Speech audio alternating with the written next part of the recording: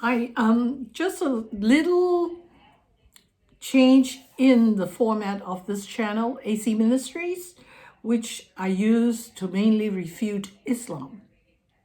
From this time on, if you have noticed, I'm using collating the work of other apologists in the area doing the work, not just Sam Shamoun and Christian Prince. I'm incorporating other people's work too, which lately massive amounts of work. Well, it has been done for the last 40 years, except these works were mainly in German. The Germans are really good at it, but it's only recently that their work, their books have been translated into English, and now the English-speaking West is jumping on the bandwagon and devouring this information. It's always been there. I've heard about it, read about it, but don't we know Islam, the whole Sunnah, copies from the prevailing literature and religion of the 7th century and before, but we don't know how, in what way, because most of the work, the work in the before the in the 7th century and before is usually in Syro-Aramaic. That was the lingua franca of that time, and until there were people who could read this, we could read what the prevailing literature around that time was. And today, well, the Germans in the last 30, 40 years have people who could read the Syro-Aramaic literature and realize that, hey, this is familiar. I know it's in the Quran somewhere. And we can compare the two and see how Islam steals from it and reconfigures it to suit their own purposes. And this is exciting. So I hope you will bear with me. I know we want to hear about Christian Prince putting down a Muslim or something, or Muslims coming to leave Islam and becoming atheists or Christians. We love that kind of sensation. But this is sensational too, albeit in a more intellectual way. So far we've been using S.I.N. What is S.I.N? Standard Islamic Narrative. So we've been looking at what they believe, and from there destroying Islam from there. But today, this work done by these people, especially, like I said, it's been translated into English, is revolutionary. It really, as you see, for example, Islam is a 3-foot-legged stool. It's knocking not just one leg from that 3-legged stool, it's knocking all the legs out. It's really exciting. So this little clip, which I will join with this talk, is from Mel, and there are others. Over the next post, we'll introduce each one whose work is revolutionary. They're taking it's a game changer. They're taking the whole thing from a different angle. Instead of using the standard Islamic narrative, it's just poking holes in it. Like I said, knocking down the 3 legs of the 3-legged stool. So here, what is Mel saying? That the Qibla was never Mecca. Mecca never existed until they made it up. The Qibla, or the direction of prayer, has always been Jerusalem. And later we will see how is the origins of Islam, how Islam came about. This came about when Abdul Malik conquered Jerusalem. They were not called Muslims, they were Saracens. Sometimes the question was asked, who are the Saracens? So until Muhammad came and called them Muslims, there was no. So they are Arabs, Arab conquerors, who there was a history. I guess it's not going to be easy going. It's not sensational, but you've got to study. In religion, you've got to study history, the history of the church, the history of the Jewish faith, the history of Israel, the history of Islam, which is pivotal. The history of Islam starts with Arabs. Understand that who were the Arabs? This were Bedouins living in the Arabian desert. There's no homogeneous group called Arabs. And when the Sassanids, the Persians, were coming out fighting the Byzantine Empire, both used mercenaries, which are usually Arabs. Eventually, the Arabs would defeat the Sassanids, the Persians, and then come to rule. So now you have an Arab group of people coming out from that area, from Iran, Iraq, into the formerly Christian areas of the Byzantine Empire and later the Roman Empire. So here's this fight, and Abdul Malik, being victorious, conquered Jerusalem and set up the Dome of the Rock. And now they need to go out into the world. They need a holy place, they need a book, and they need a prophet. So these will be elucidated with, with the ongoing posts, and it's so exciting. So while my other channel, N Chung, does Bible study, it does Bible study. So as Christians, even as we refute other religions to destroy it, we ourselves must be firmly grounded in our own faith. So here we're talking about the Qibla, about the original Masjid Al Haram was actually the Dome of the Rock in Jerusalem on Temple Mount. And my brother, though he converted to Judaism, is not a believer. So he would tell me, even as we were discussing religion, the first direction of prayer, the first Qibla was Jerusalem. Where? How do we know? Daniel, the book of Daniel, written around 530 BC, 1,000 years before the 7th century AD, before all these things about Islam, more than 1,000 years. This was the direction of prayer. Where was Daniel? Daniel was taken as a child prodigy from Jerusalem by the first incursion of Nebuchadnezzar of the Babylon, 605 BC, when Babylon came in. After that, Babylon controlled Jerusalem and Judah, came in and took the young people, the young bright prodigies of the Jewish faith, bright, young, taught in the arts. These were the elite's children. He was one of them, very young. He was taken to Babylon and lived there until he died and wrote his book there, and God gave him visions while he was in Babylon. So that is our friend Daniel. Daniel in the lion's den. Daniel, when he was not in the furnace, understand that it was his friends, his three friends who was in the furnace. He, on the other hand, was the only one thrown into the lion's den. So Daniel chapter 6, what was the context of it? The context was, they were this group of him and his friends, and they were brilliant. You can't find any fault with them. They were true to their God, and in being true to their God, they were true to the court of Nebuchadnezzar. God said, it's going to be a long exile. Prosper the rulers that you live under, so that they can be kind to you. Which was what he did. He never wavered, even though Nebuchadnezzar was a tyrant, a evil pagan king. But he was, like I said, he was loyal. He was faithful. You can't, possibly he was involved in accounting the money. I mean, he would be able to account for the last penny. That was how good he was. And the Babylonians were jealous of him. They couldn't find any fault to bring him down and destroy him. Nothing, zero, zip, nada. So what do? His weak point, his Achilles heel. He will never abandon the God of his fathers and his forefathers. Never, never, never. You can't have him.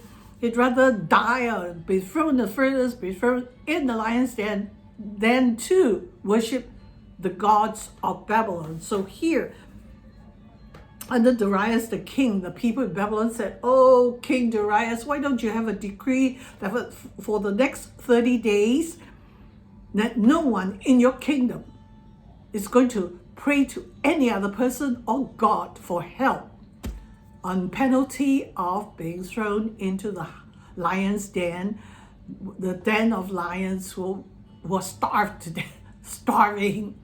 Okay, so King Darius signed the decree, and Daniel in chapter 6 verse 10 says he knew about it. He's aware of it. It's not like he's not. He's aware of it. And does he obey? No. We continue to read verse 10. He went to his house, opened the windows wide open in his chamber toward Jerusalem, knelt down on his knees, and 3 times a day prayed and give thanks before his God, as he has always done. So he prayed 3 times a day. So he's always kept Jerusalem time, the times of prayer. And he's always opened his window wide open and pray in the direction of Jerusalem, in front of everyone. You can see it. It's not like, I saw him praying to his God towards Jerusalem. So there he was guilty and was thrown into the lion's den. But that's not the issue. The issue is the Qibla, the direction of prayer. This is the first time in the Bible, 530 BC. That was when the book was written. So presumably, it is much before that. 605. He was taken 605. So BC. So you can see over 1,000 years before Islam was purportedly invented. We already have a Qibla. The Qibla then, the first Qibla was Jerusalem, and it has always been, really and truly. Even though it was made up later, when Mecca was invented, then the Qibla became Mecca. So listen to this next clip from Mel. And like I said, from this time on, this channel will feature a lot more from the other people doing incredible work. Enjoy. Hello everyone, this is Al-Fadi, and I want to welcome you to another episode of this fascinating video series that we are calling Holes in the Narrative, Why the Standard Islamic Narrative is Sketchy. And of course, I'm doing this with our dear brother Mel, who's done an awesome job researching this for us and presenting a number of topics related to this particular series. We've shown that the biography of Muhammad is sketchy. We've shown that some of the claims that Muhammad basically banned images in his days or even statues is sketchy. And today we are going to talk about another sketchy topic. Was Masjid Al Haram, or the holy mosque, or the holy basically court area that we call in Mecca, for instance, was it really in Mecca, or was it originally in Mecca or somewhere else? And that's the topic for today's video. With us here again, joining us remotely, our dear brother Mel. Mel, thank you so much. Great to be back. Looking forward to sharing the information as regards the Masjid Al Haram. It's obviously a really important aspect of Islam. Where did it all start? If we follow the standard Islamic narrative, we're told countless times that it all happened in Mecca, in the Hijaz. We're even told that Abraham visited Mecca in the Hijaz thousands of years ago, that it is one of the stations of Abraham. But the funny thing is, nowhere in the Bible does it ever say that Abraham traveled so far south. So that has always been a fishy, sketchy point in the narrative. But maybe if we just throw out the S.I.N, the standard Islamic narrative, and just look at the evidence in the Quran itself, and we look at the evidence in the Bible, we discover that actually maybe the Masjid Al Haram was in a different place, and this place would be Jerusalem. And this is called the Jerusalem thesis. I don't take any credit for this. This is principally the work of people like Paul Ellis and another guy called Odin Lafontaine, who have championed this idea. And there's many other scholars who also hold to this. So the claim is the Masjid Al Haram was only ever in Mecca in the Hijaz. You can see there from the map, it's way down south, middle of the uninhabited part of Arabia. And if we look at Surah 2, Surah 2 says, "Turn then thy face towards the Masjid Al Haram, and wherever ye be, turn your faces towards that part. They verily to whom the book hath been given, know this to be the truth from their Lord, and God is not regardless of what you do." So in that verse there, you can see that it's saying for Muslims, followers of Islam, to pray or face this masjid, wherever that is. It doesn't actually say where it is. Right. On two occasions in the 7th century, Arabs took part in the conquest of Jerusalem, 614 AD, and again under the leadership of Umar in 637 AD. It's my argument, and Paul Ellis and Odin's argument as well, that the Masjid Al Haram refers to the Temple Mount, which Umar conquered, and more specifically, the masjid he built himself on that location, where Jews, Christians, and the Saracens believed was associated with Abraham. Now, if we think back to previous episode, we found that Leo III had said that it was to his knowledge, Umar was one of the people who wrote the Quran with 2 others. So if that's true, it makes logical sense to suggest that the place where Umar conquered was the place that he was talking about when the text says, "Turn then thy face towards the Masjid Al Haram."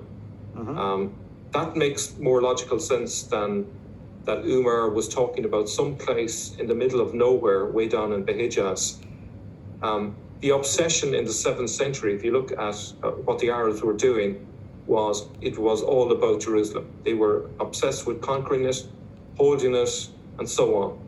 And not only was there one masjid built on the Temple Mount, but there was in fact 3 built in the same century. This is something that we'll be looking at in the next episode. But that's really significant. We don't hear of any other place being built in the 7th century of any significance. We hear of work being done in Mecca in the 8th century, but I think it was the 750s, there's a reference to, but way back in the 7th century, we don't hear any reference to Mecca in the Hijaz. But what we can definitely point to is the fact that Jerusalem was a major focus for the Arabs at that time. Now, let me just move on. So we're going to look at what the Quran says about the Masjid Al Haram and just build up a kind of a portrait of this place. Again, we take away from our minds all the preconceptions that we have about the Masjid Al Haram and just look at the Quran afresh. So it's referred to as the house. It's referred to as my house. And this, if Umar is writing, and we know that Umar has created a masjid on the Temple Mount, then it would make sense that it's actually Umar talking about masjid on the Temple Mount. It's referred to the station of Abraham. To my knowledge, there was no station of Abraham mentioned in the Bible way down in the Hijaz. We know what the various stations of Abraham, they included places like Ur,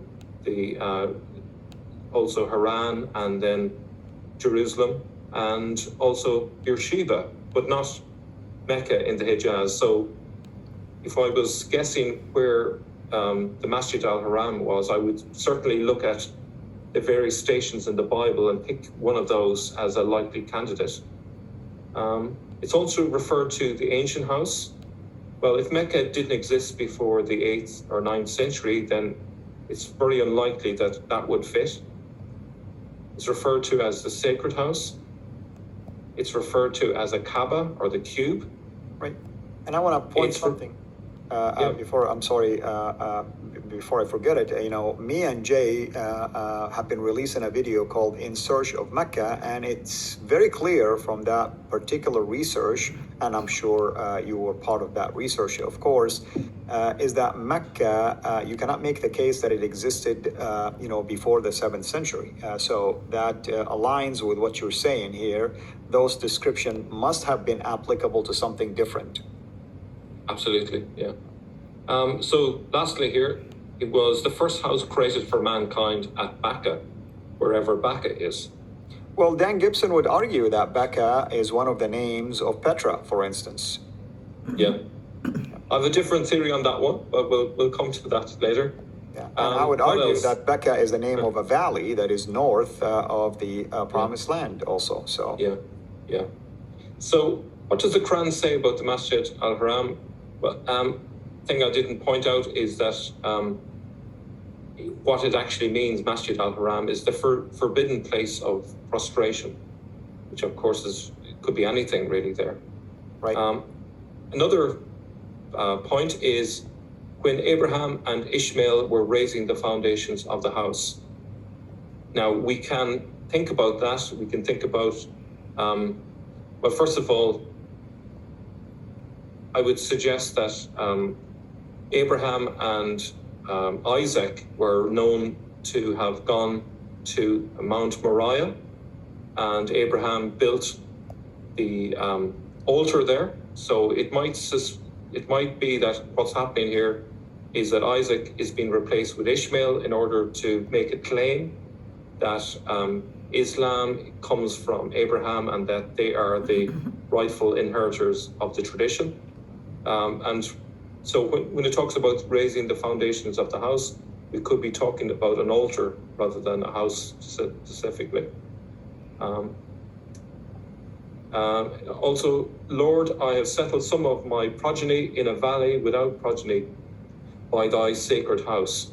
Now, it's referring to the progeny of Abraham, which are the Jews. Now, the last time I looked, the Jews were never settled way down in Mecca.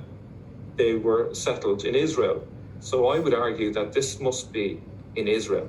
It makes logical sense. So why are we not noticing this before? It's also pilgrimage or a Hajj. Do you not shave your heads until the offering reaches the place of sacrifice? No harm in the rituals of Safa and Marwa. And remember when we assigned for Abraham the place of the house, ascribe unto me no partners and purify my house for those who circumambulate it and those who stand and those who bow and prostrate. So that is essentially the key elements that the Quran tells us about this location. Now, I'm going to suggest that there are a number of reasons, if we use the Bible, why this place is to be identified with Jerusalem. The first reason is a link with Abraham. So if we look to Genesis 22, it refers to Abraham building an altar on Mount Moriah to sacrifice Isaac upon. Then God said, take your son, your only son, whom you love, Isaac, and go to the land of Moriah, sacrifice him there as a burnt offering on a mountain I will show you. When they reached the place God had told him about, Abraham built an altar there and arranged the wood on it. He bound his son Isaac and laid him on the altar on the top of the wood. Now, in Hebrew, we would say it's Mount Moriah, but if we were to say that in Arabic, and you can correct me if I'm wrong, it would be called Mount Marwa. That's how you would say it in Arabic. That's the equivalent. So when we talk about Safa and Marwa, we're already seeing a link again with Jerusalem. And Mount Moriah, for those who are not aware, is right smack in the middle of Jerusalem. At least that's the tradition. And really what matters here is what was the tradition in Judaism, and that is that Mount Moriah was in Jerusalem. Right. Now, in relation to that as well, 2 Chronicles 3:1, this is the location where Solomon built the first temple.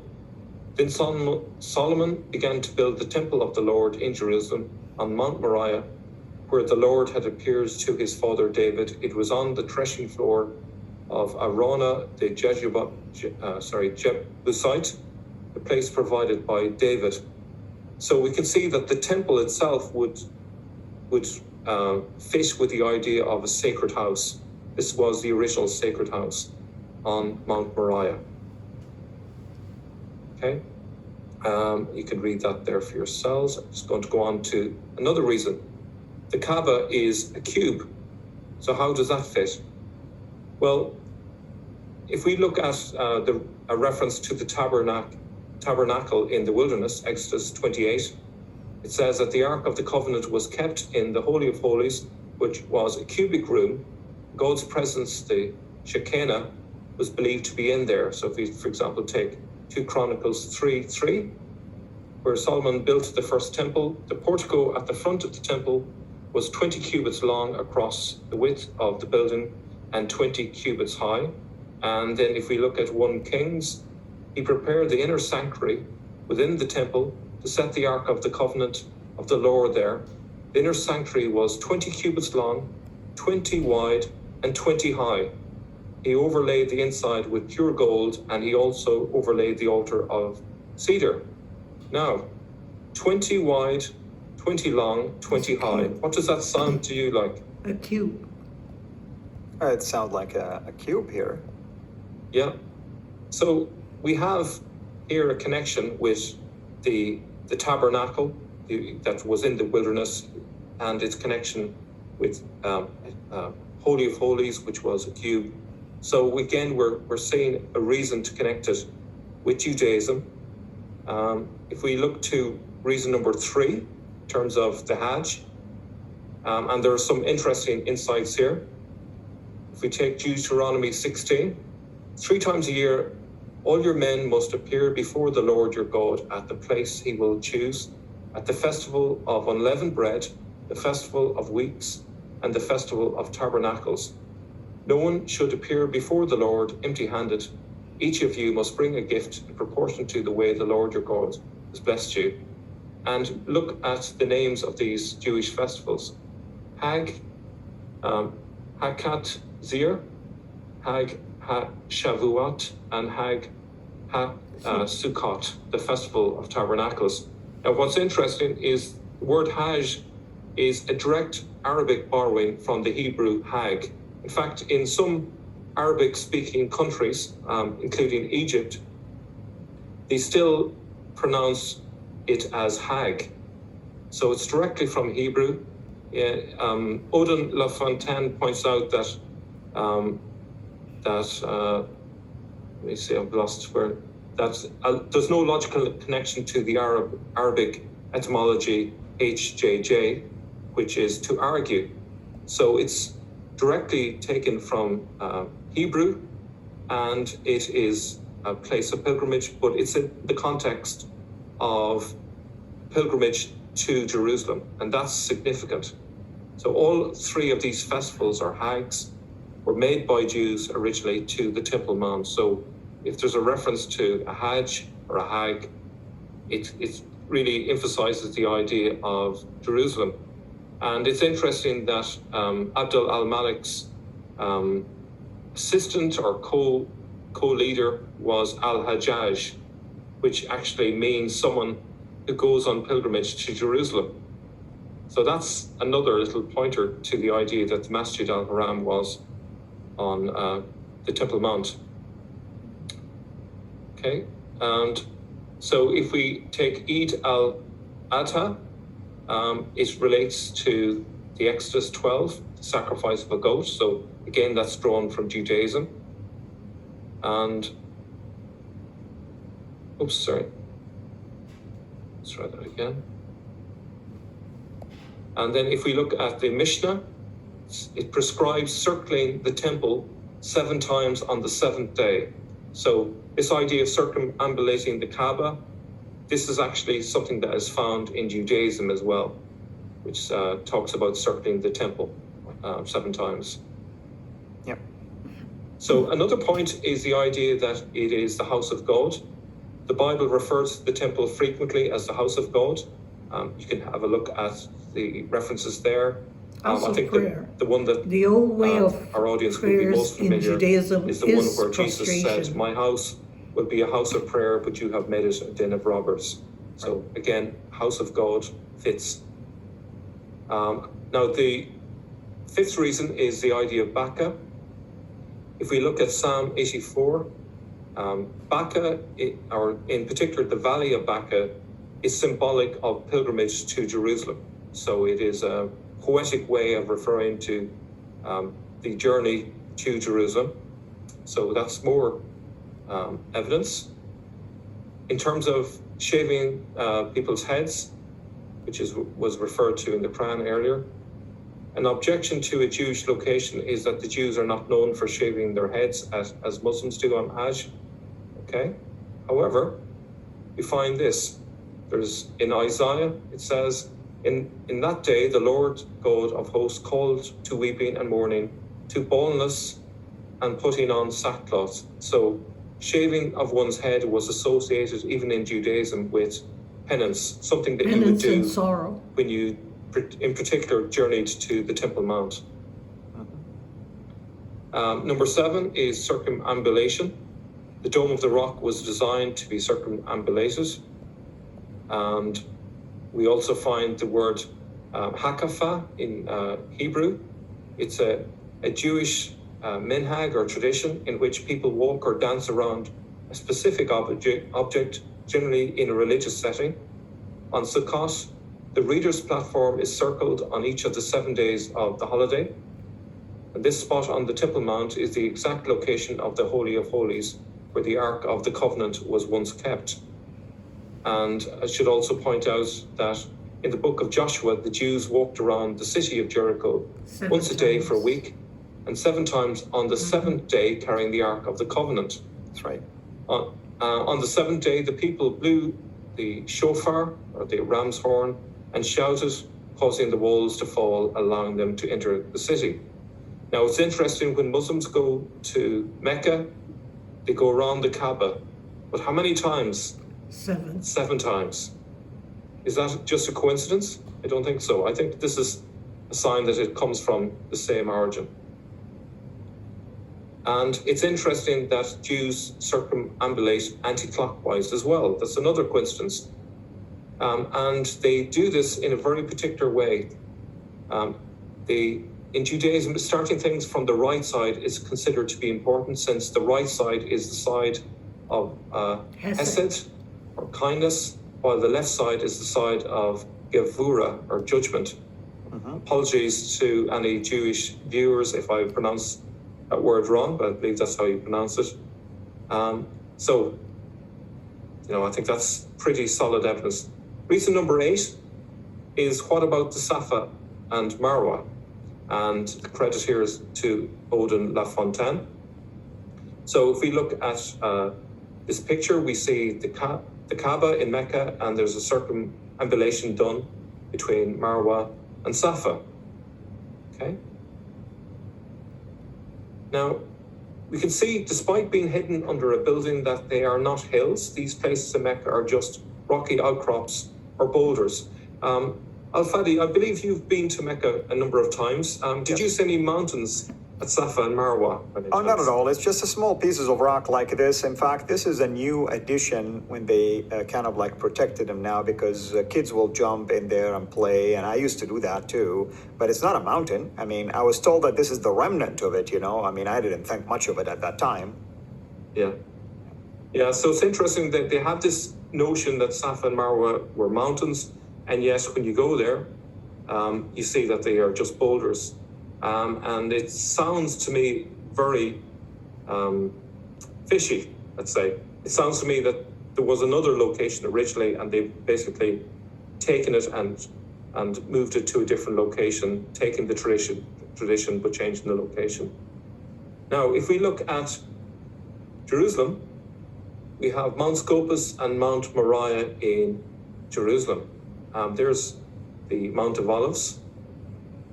And here is Mount Moriah, which is Marwa in Arabic pronunciation. Okay, so that is the Temple Mount with the Dome of the Rock. Okay.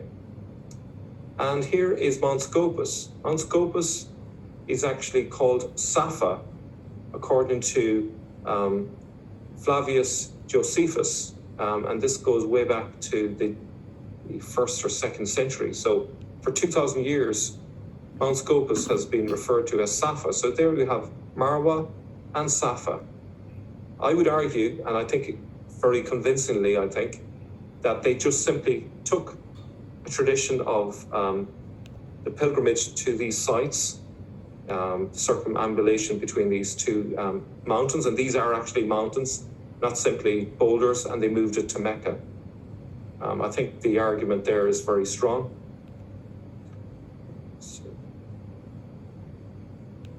Now, there's a note from Paul Ellis that the Quran doesn't mention Jehoshaphat, but the adjacent valley of Gehenna occurs in as Jahannam 101 times. So this, if we take a map here, we can see Jehoshaphat there, and we see It's very hard to see it here from my side, but you have Hinnom, which is the same place. So it fits with the Quran itself. Okay, so how is it looking so far? Forbidden place of prostration. The inner sanctuary was forbidden to Gentiles. Arabs were blocked by Jews in 614 AD, so that fits. God's house, well, the temple was often called God's house, so that fits. Holy of Holies was cubic, so that fits. Baca is symbolic of pilgrimage route to Jerusalem, so that fits as well. The temple was built on Mount Moriah, where Abraham built an altar to sacrifice Isaac. Again, another connection. Jerusalem is the capital of the Jewish nation, which fits with the idea of Abraham settled his progeny nearby. And then it also fits with the Hajj. We also see that there's animal sacrifice. It fits again with the Quran. Circumambulation fits, and also Safa and Marwa. Now, unfortunately, the arrows, the ticks are not showing up, but I think we've proven really that in all cases, all mentions, all descriptions of the Masjid Al Haram in the Quran, we can go and look at the evidence. We can find that in every case, it would fit with Jerusalem. So what's the verdict? So my verdict is that the Masjid Al Haram was originally in Jerusalem and not in Mecca, as claimed by the standard Islamic narrative. Well done, brother. Thank you so much, as always. Next time, I think we are going to talk about the successive masjids on the Temple Mount and look at that claim as well.